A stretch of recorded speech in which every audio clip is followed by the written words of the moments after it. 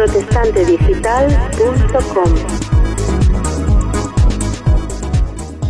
Hola, bienvenidos a una nueva entrevista para Protestante Digital y para todos aquellos que nos podéis escuchar a través de las maravillosas y mágicas ondas de la radio.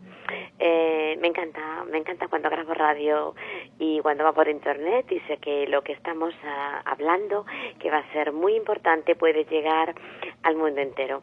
Así que trae esta entrevista encantada para todos vosotros, Beatriz Garrido. Hoy os traigo algo realmente especial para mí. Tengo al otro lado del hilo telefónico a la hija mayor del doctor Edgar Winter, Rubina Winter, para mí Ruby, y yo creo que la vamos a llamar así la llamaban sus padres y así la conoce la mayoría de las personas. El doctor Winter, sé que muchas personas van a acordarse de él, aunque tal vez no lo hayan conocido, porque era un médico misionero de un tamaño espiritual impresionante, y yo hoy quiero honrar la memoria de semejante varón de Dios. Hola Ruby, ¿cómo estás? Hola Bea, estoy muy bien, gracias. Pues que seas muy bienvenida a esta entrevista. Es un placer inmenso, lo sabes, para mí tenerte aquí, y no solo como mi amiga, sino como la hija del impresionante hombre de Dios que fue el doctor Edgar Winter. Ruby, yo le había pedido al director de este magazine, Pedro Tarquis, que normalmente yo no pongo los títulos, pero que me pusiera un título especial. Luego lo hablaremos a ver si llegamos a un acuerdo, pero es un título que a mí me toca de manera especial.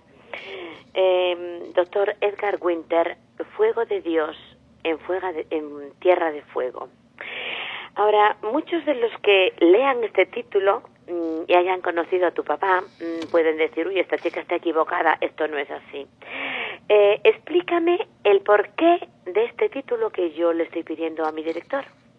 Bueno, pienso yo que es por realmente el fuego de Dios que ardía en el corazón de mis padres, especialmente de mi padre que estamos hablando ahora. Sí. Y por eso creo que está muy bien el título En Tierra de Fuego, no en la provincia de la Patagonia, Tierra del Fuego, sino Tierra de Fuego, como tú dices. Uh-huh. Porque, bueno, vamos a ir poquito a poco. Tu papá, tú naciste en Esquel, en la Patagonia, y allí fue donde desarrollaron su ministerio tus padres, ¿no? Sí. Pero hay algo que a él le atraía de forma especial en Tierra de Fuego, tal como provincia. ¿Qué le llevaba, qué le atraía hacia ahí? Porque de origen eran ingleses, tu padre y tu madre, ¿no? Sí, sí. Bien, ¿qué había o qué libro o qué personaje le marcó profundamente que trabajó en Tierra de Fuego? Bueno, el personaje que marcó su vida desde muy joven fue la historia del famoso capitán Allen Gardiner, que se hizo a la mar para ir a evangelizar a los indios Onas y Yaganes que vivían en Tierra del Fuego. Y esto le marcó tanto su vida porque fue el primer misionero que falleció en las costas fueguinas de hambre, desnudez y escorbuto, junto con 5 compañeros, todos misioneros, que se lanzaron al mar, allí a las lejanas tierras del fuego, que vinieron desde Inglaterra y tardaron muchísimo hasta llegar a esas tierras. Y Qué eso bonito. Es lo que le marcó. Por eso él no podía dentro de sí y dijo: quiero gastar mi vida al servicio de la Patagonia, al servicio del Señor, con ese fuego que ardía desde su juventud. Uh-huh. Bueno, precioso, porque cuando hablamos de Jim Elliot y los 5 que murieron con los Aucas, esto es muy anterior, pero más de lo mismo, ¿no? Sí. Gente que ha dejado su vida en tratar de evangelizar a personas en el servicio al Señor. Me parece precioso, Ruby. Ahora, detrás de un gran hombre siempre hay una gran mujer. Tu mamá, Elba Bonino, no se quedaba atrás, ¿no es cierto? ¿Perdón? Que tu mamá, no se quedaba atrás. Ah, no. Háblame un segundito de tu mamá, Elba Bonino. Bueno, mi madre, cuando ellos se conocieron, mi padre le preguntó, ¿a dónde te llamó el Señor a servirle? Y mi madre le dijo, a Bolivia, completamente la otra punta. Y sin embargo mi padre le dijo, a mí me llamó a la Patagonia.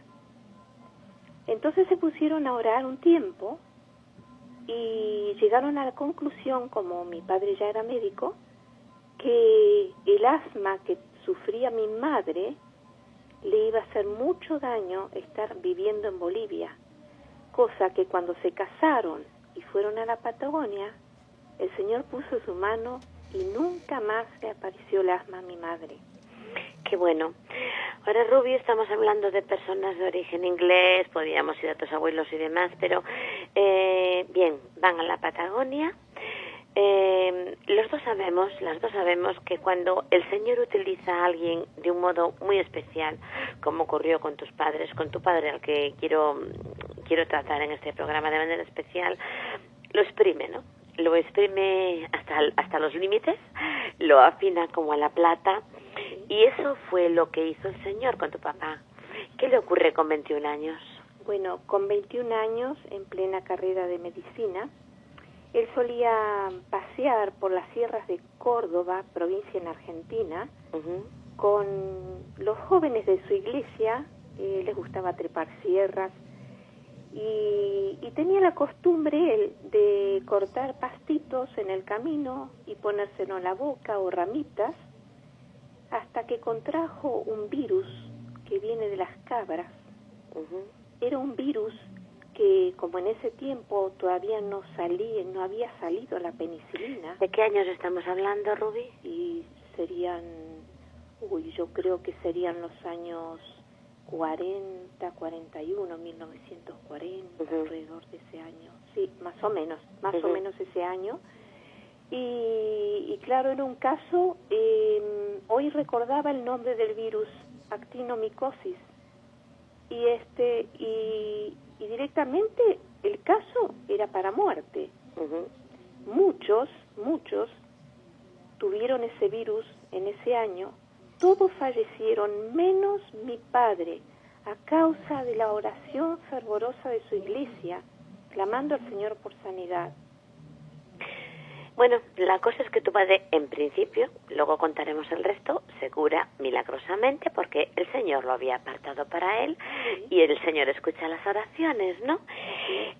Tu padre, su doctorado era en otorrinolaringología, pero como quería servir al Señor, se especializa en 3 cosas fundamentales e imprescindibles para un médico misionero: pediatría, ginecología y cirugía. ¿Me equivoco? No. Bien. Ahora, tus papás se establecen en Esquel, que es donde tú naces. Sois 7 hermanos en un principio, luego hablaremos de esto. Tú eres la mayor. Y allí tú naces. Tu padre hace el primer sanatorio evangélico de la Argentina. ¿Es así? Así es, porque él al pensar en la carrera le llamaba la atención otra carrera, y sin embargo le preguntó al Señor, ¿con qué carrera te puedo servir mejor?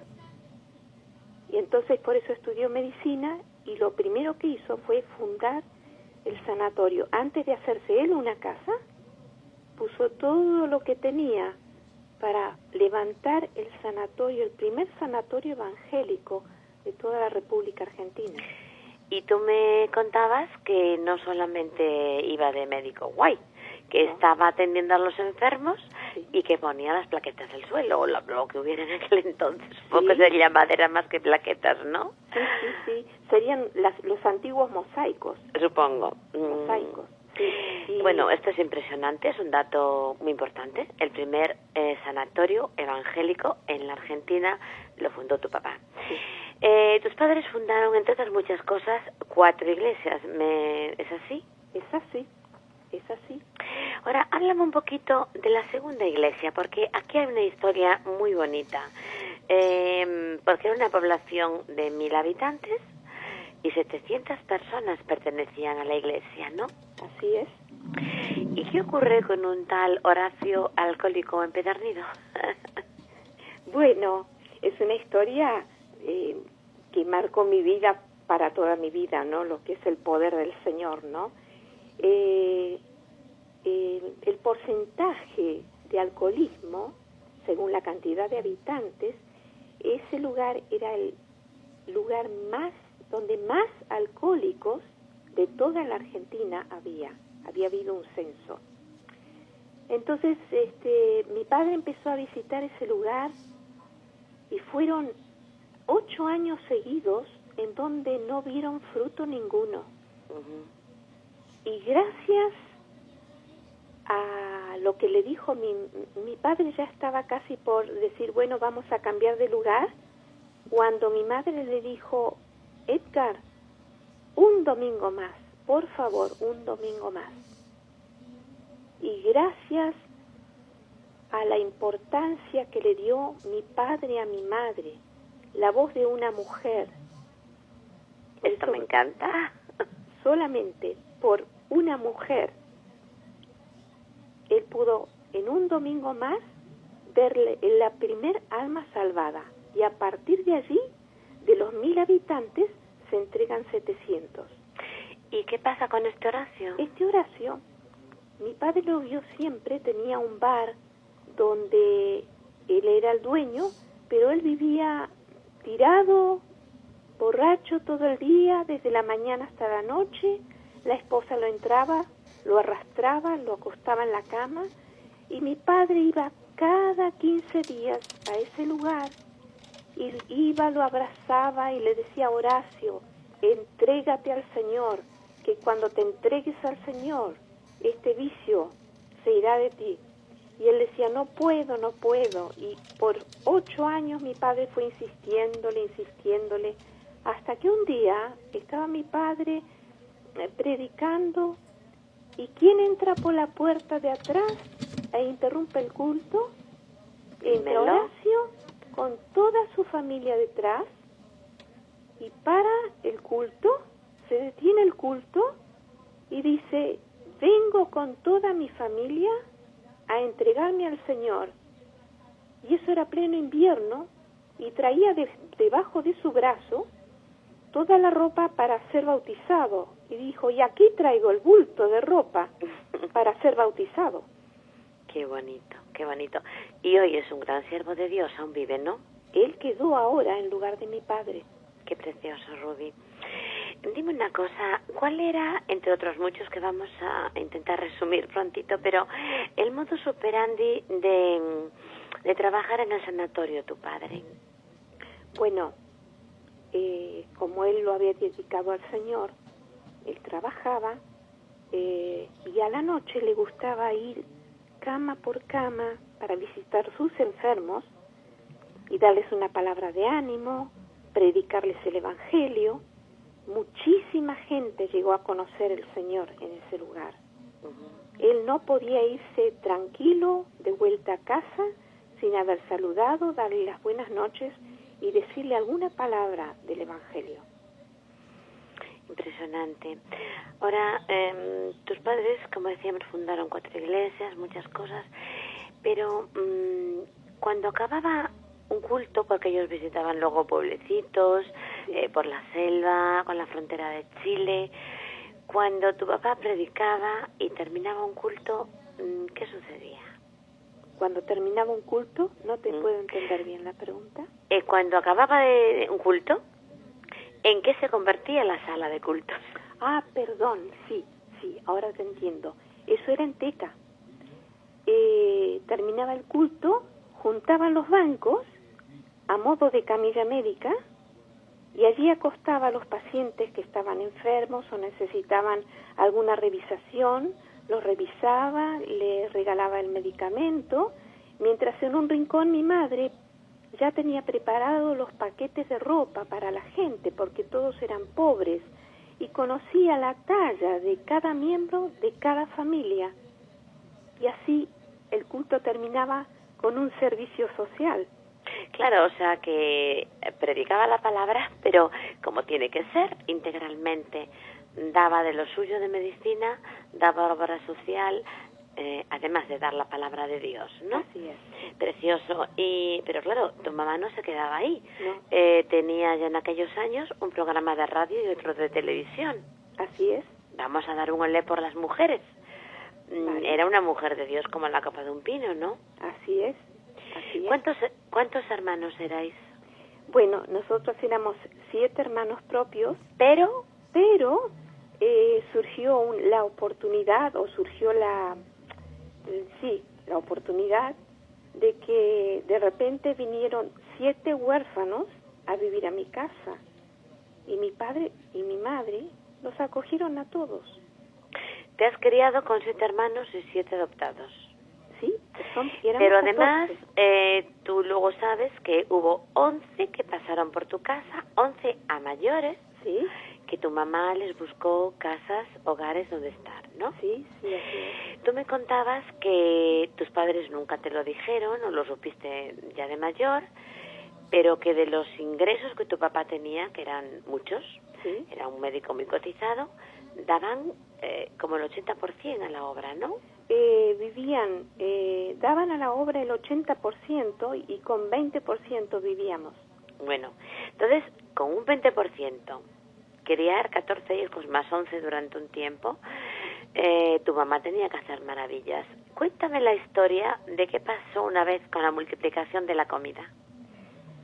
Resulta que un día aparecieron a mi casa una familia que venían de un culto de Chile, venían bastante bien vestidos, o sea, con su ropa sencilla, lógico, limpios, con la Biblia en la mano, y golpearon a la puerta a la hora del almuerzo. Estábamos todos comiendo, imagínate, 14 hijos, más mis padres, y mi padre los hace pasar y les dice: hermanos, bienvenidos, estamos justo comiendo. Y ellos le dijeron: hermano, es que acabamos de llegar y mientras estábamos en el culto allí en Chile, se nos incendió la casa y perdimos todo, toda la ropa, todo, y lo único que hemos salvado es esta Biblia porque estábamos en el culto. Entonces, él le dijo: hermano, siéntense, vamos a comer. Claro, mi madre al ver una pareja con 2 hijos más, ella había hecho un guiso muy grande para todos nosotros, le llamó un poquito nerviosa a mi padre a la cocina y le dijo: Edgar, es que yo tengo justo para nosotros.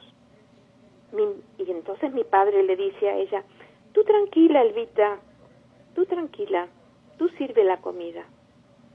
Mi madre callaba, sirvió la comida, cada uno tuvo su plato de guiso, y luego cuando volvió a la cocina, vio que dentro de la pota había la misma cantidad que había antes, y no podía entender. Entonces ofreció un segundo plato, y todos comimos un segundo plato.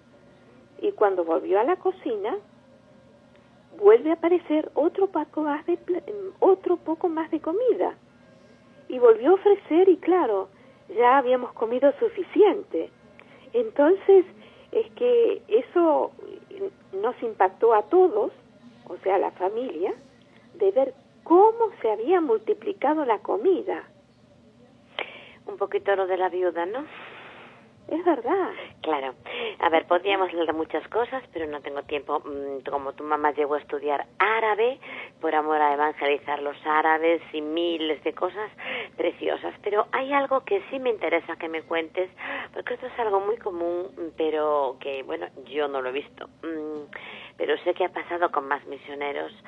En una ocasión que cruzáis la frontera de Chile, tú lo recuerdas perfectamente porque tenías 14 años, ¿qué sucede? Bueno, íbamos todos en el auto con mi padre y llegamos a un río muy caudaloso, muy tormentoso, que dividía la frontera de Chile con Argentina. Y nos encontramos que no había puente. Entonces mi padre frenó el coche a la orilla del río no sé, quizás habrá estado orando en su corazón, no sé, pero él quedó allí mirando el río y de repente aparecieron 5 jinetes de a caballo y le preguntaron, ¿usted quiere cruzar para Chile? Sí, pero no tengo puente, no sé por dónde cruzar.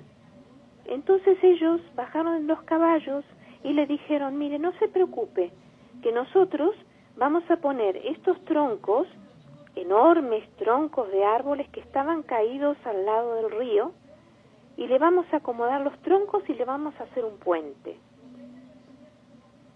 Y en poco rato había un puente formado con troncos, pero es que yo miraba y yo digo, pero ¿cómo puede tener tanta fuerza esta gente poniendo estos troncos sobre el río?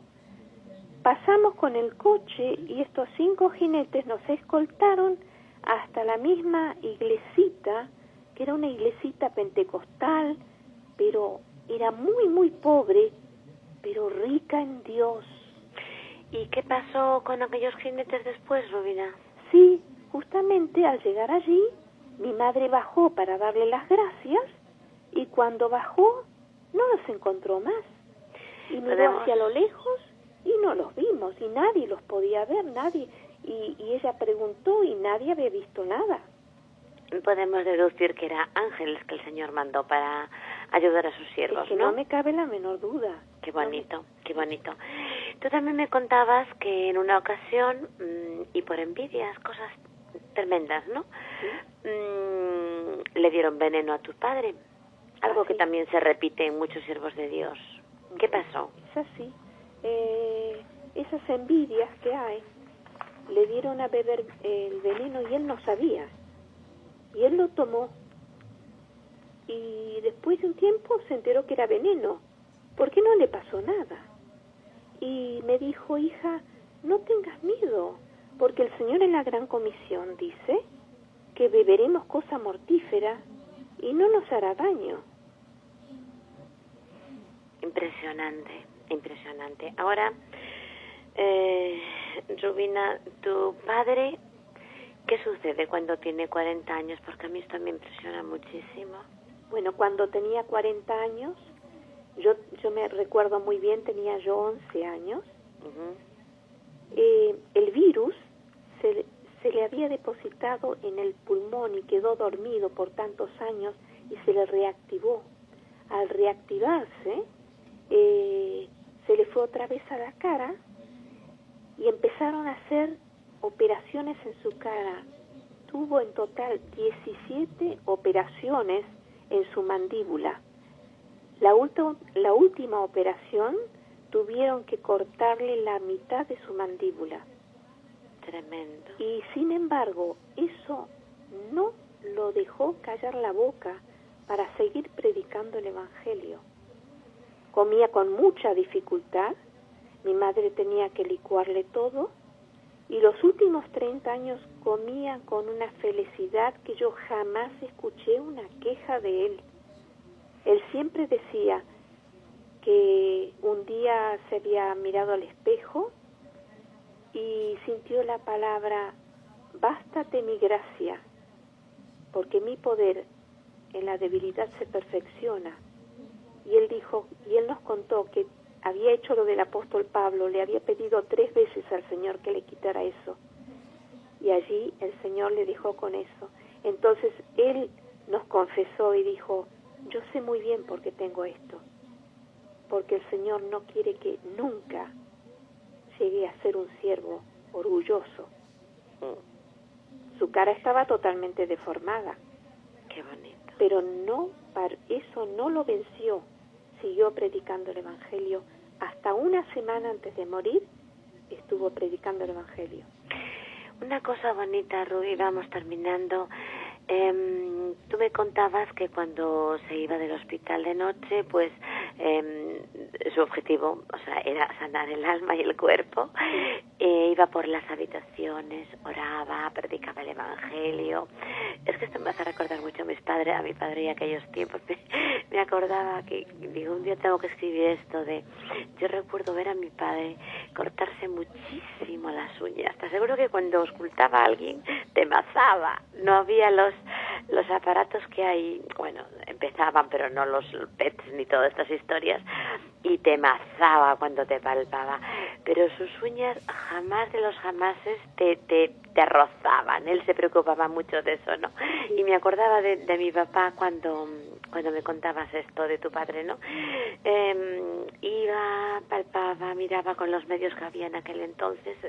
Tú eres mayor que yo, hace muchos años, pero había una mujer que estaba en coma y cada vez que la iba a ver nunca podía hablarle del Señor y él tenía mucha carga por ella. Dime qué sucedió, Rubí. Bueno, esta señora tenía una enfermedad terminal, estaba ingresada ahí en el sanatorio. Entonces, cada noche o cada tarde o en los momentos que podía, se escapaba para ir a verla, a ver cómo estaba, pero siempre la encontraba con visitas y su propósito era ir a verla para predicarle el Evangelio porque él sabía que iba a morir. Y nunca podía encontrar el momento, siempre había visitas visitándola. Resulta que una noche va y esa misma noche cae en coma la mujer. Y mi padre quedó con un quebranto de corazón, volvió a casa muy triste, se metió en cama, cenó y a las 4 de la mañana se despierta sobresaltado y siente que tiene que vestirse urgentemente e ir al sanatorio a ver a su enferma. Cuando entra por la puerta, la mujer abre los ojos y exclama: doctor. Y mi padre ahí mismo, a las 4 de la mañana, le dijo: le vengo a decir que Jesús le ama, que Jesús murió en la cruz del Calvario para salvarla, que su sangre tiene poder para limpiarla. Acepte a Jesús, deje que Jesús entre en su corazón. Y esta mujer en esa hora de la noche aceptó al Señor y luego le dijo a mi padre: por favor, doctor, ¿me podría alcanzar el bolso? Mi padre le pasó el bolso, lo abrió, sacó de allí 10 pesos argentinos, de los antiguos pesos argentinos, y le dijo a mi padre: le doy esto para que usted compre una Biblia para mi hija y le cuente lo que ha sucedido esta noche conmigo. Mi padre tomó el dinero y en ese momento entró en coma y luego falleció. Bueno, impresionante, Rubí. Hay una frase que tu papá dijo que yo quiero que me la digas literalmente, alto, fuerte y claro, porque me interesa muchísimo. Tus padres pertenecían de siempre a las asambleas de hermanos. Así es. Pero un día tu padre dijo: el Señor me tuvo que llevar a la soledad de la Patagonia para... Te voy a repetir bien. Repítela tú. El Señor me tuvo que llevar a la Patagonia, a la soledad de la Patagonia, para enseñarme a amar a todos mis hermanos, sea la denominación que sea, pentecostales, hermanos, metodistas, a todos, bautistas, porque todos son los lavados por la sangre de Cristo. Lo llevó la aflicción, la tristeza y la soledad. Bueno, es una frase como para sacar un artículo de ella, porque dice el Señor: unidos para que el mundo crea. Así es. Y ese es el mejor testimonio que podemos dar a un mundo que no cree en un Dios de amor que murió para salvarnos, ¿verdad? Así es. Ahora, tu padre era un hombre humilde y el Señor se encargó de que no se le subieran las cosas a la cabeza. Así trabaja el Señor. Yo estoy convencida de que el tema del apóstol Pablo fue ese, y el de muchísima otra gente, ¿no? Cuando el Señor hace sufrir mucho una vida, le da mucho y le quita mucho para que el poder del Señor sea el que brille, ¿no? Lo esconde en la hendidura de la peña para que el Señor brille a través de esa persona. Él siempre fue un hombre humilde que rehusó libros, fama y todo lo demás, pero no sé si lo llegó a ver, tiene varias calles en el país de la Argentina, ¿sí?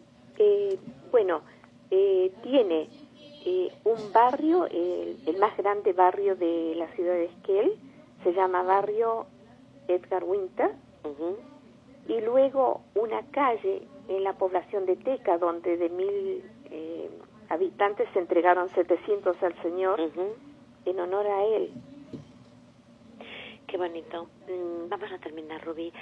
Tu papá tenía los ojos celestes, como decís los argentinos, y cuando tu papá murió, tú estabas aquí. Siendo la hija mayor, llevas aquí 25 años, ¿no?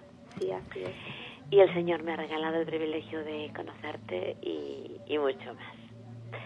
Gracias. Cuando tu papá y tu mamá murieron, tú no estabas allí. No estaba. ¿Qué te ocurre a ti en el mismo instante que muere tu padre, separada por un océano y miles de kilómetros? En el momento que él fallece, yo no sabía. Yo estaba esperando al lado del teléfono en cualquier momento que me dieran la noticia, porque ya mi hermano me dijo... ¿Tu hermano médico? ¿Tienes un hermano médico también? Sí, tengo un hermano médico que sigue él con el sanatorio y con la misma visión. Entonces dice, está en coma y en cualquier momento te tenemos que dar la noticia. Ese día tenía que tomar un culto de mujeres y le digo a mi esposo, ¿qué hago? Entonces, quedarme al lado del teléfono no ganaba nada. Y me dijo él, el mejor honor que puedes rendirle a tu padre y la mejor alegría si se llegara a enterar es que tú vayas hoy al culto y prediques el Evangelio. Así lo hice. Volví a casa y todavía no tenía la noticia. Entonces me quedé esperando hasta medianoche. Y a las 12:30 de la noche yo sentí una inquietud tan grande en todo mi cuerpo, parecía que me pesaban las piernas y no entendía qué me pasaba. Y me fui a dormir, lógico, con el teléfono al lado. Cuando me llaman a las 4:30 de la mañana, me dicen, papá falleció. Y pregunté, ¿a qué hora? A las 12:30 de la noche, hora en España. Increíble. Rubí, ¿cómo fue la muerte de tu padre? Porque tú me contabas algo precioso sobre sus ojos azules y las palabras finales que dijo antes de partir con el Señor. Sí, como mi padre sabía que yo estaba aquí, él estaba consciente hasta último momento. Todos mis hermanos en el sanatorio, rodeando la cama, estaban cantando alabanzas al Señor, pero en adoración al Señor constantemente, y él estaba con la máscara de oxígeno, y de tanto en tanto se sacaba la máscara y bendecía a sus hijos. Volvía a poner la máscara, se la sacaba y decía, Señor, da autoridad a tu iglesia. Señor, bendice La Coruña. Y nos bendecía y me bendecía a mí desde lejos. Y luego se sacó la máscara y dijo, Señor, ven, búscame, llévame a tu presencia. Y dice mi hermano que le observó los ojos azules y enseguida se recordó de Moisés, le vio muy azules sus ojos y dijo, fue como Moisés que no perdió el vigor en sus ojos. Parece como si se hubiera ido como Elías. Fue una muerte preciosa, pasar a la presencia de Dios, gloriosa, victoriosa. Qué bonito. En último lugar, Rubina, y aquí sé que se me va a quebrar la voz, no lo voy a poder evitar. ¿Cuál fue? Porque tú y tu esposo, Fernando Rodríguez, nieto del siervo del Señor en España, muy anterior a tu papá, don Vicente Rodríguez, papá de doña Loida, esposa de don Fernando Banjoni, servís al Señor en España, sois siervos de Dios. ¿Cuál fue, Rubí, el mejor legado que te dejó tu padre? El mejor legado que me dejó mi padre fue fuego de Dios que te consuma. Y es lo que siento en este momento, fuego de Dios que me consuma y pueda predicar a voces a toda Galicia, a toda España. Y al mundo, cariño, y al mundo que estamos entero, hablando al mundo. Al mundo entero, que Jesús, el Hijo de Dios, es real, es verdadero, Él es el mismo, ayer, hoy y por los siglos. Ruby, bendigo a Dios por haberte traído a mi vida, por ser mi amiga, por todo lo bueno que has aportado siempre a mi corazón. Gracias por la vida de tu padre. Te quiero, Ruby. Que el nombre del Señor sea glorificado, Bea. Solamente el Señor lo puede. Pues muchísimas gracias, y esto ha sido pues honrar a un siervo de Dios del tamaño del doctor Edgar Winter. Fuego de Dios en tierra de fuego. Gracias, Rubina, que el Señor te bendiga. Gracias. Y a todos vosotros, muchísimas gracias también por haber estado aquí, por habernos escogido, por habernos escuchado, y quisiéramos que este fuego que el doctor Winter, su esposa, su hija, nos han traído aquí, pueda llenar también vuestros corazones, porque es el mayor milagro que puede hacer Dios con una vida. Que los bendiga, que sea con cada uno de vosotros. Hasta la próxima entrevista. Un fuerte abrazo. Beatriz García. protestantedigital.com